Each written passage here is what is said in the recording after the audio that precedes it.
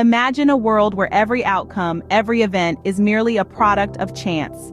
This concept of chance as a scientific explanation is quite intriguing, isn't it? Let's delve a bit deeper. Wolfgang Pauli, a notable physicist, once expressed his concerns about the way biologists apply the concept of natural selection. He found it problematic that they use chance to explain rare single events, almost synonymously with the word miracle.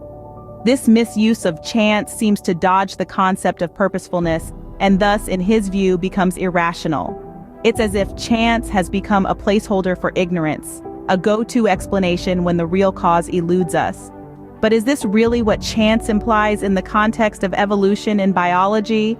Or have we, in our pursuit of scientific explanations, started to misinterpret chance as a magical, unexplainable force? So is chance just a placeholder for ignorance, a lazy explanation when we can't find the real cause? Let's journey back in time to when chance first entered the scientific lexicon. The term chance has been a point of contention in scientific discourse for centuries, its meaning and usage evolving over time. One of the first to use the term in the context of scientific explanation was none other than the father of evolution, Charles Darwin. But even he admitted that his use of chance to describe variations in species was not entirely correct.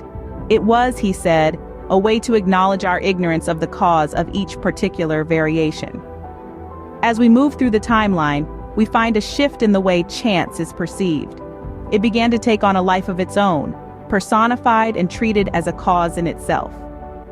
Nobel laureate Jacques Monod was one such advocate of this perspective, stating that pure chance, absolutely free but blind, is at the root of the stupendous edifice of evolution.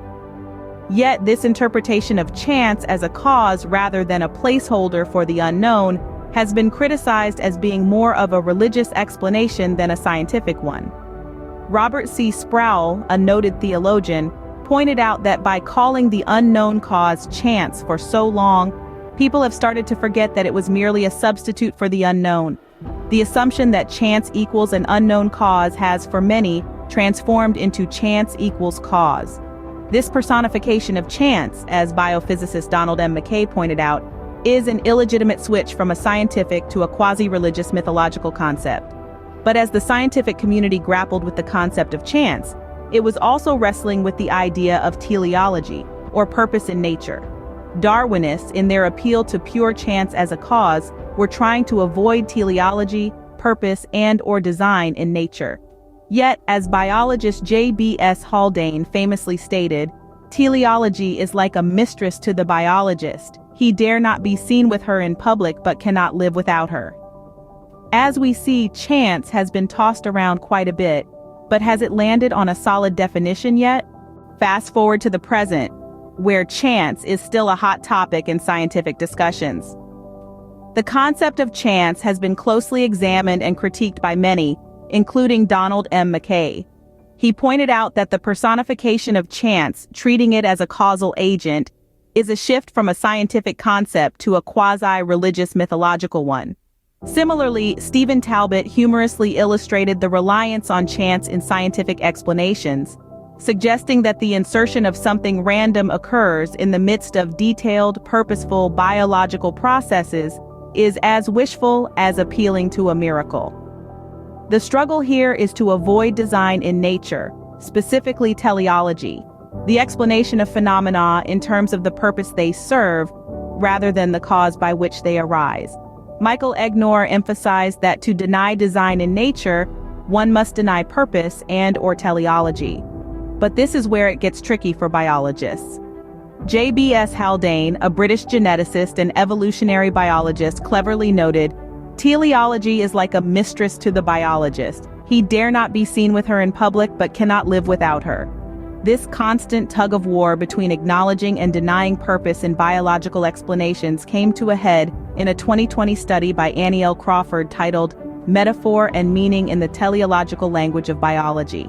The study found that teleological concepts, those related to purpose and design, are not just incidental to biological explanations.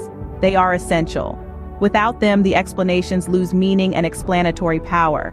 Life, it seems, is inherently teleological. So it seems that chance is not just a placeholder for ignorance, but a concept that is vital in the Darwinian attempt to deny design and purpose in nature. The appeal to chance by Darwinists is not just about an unscientific, quasi-religious appeal to an unknown cause, but is crucial in their attempt to deny design, purpose, and/or teleology in life.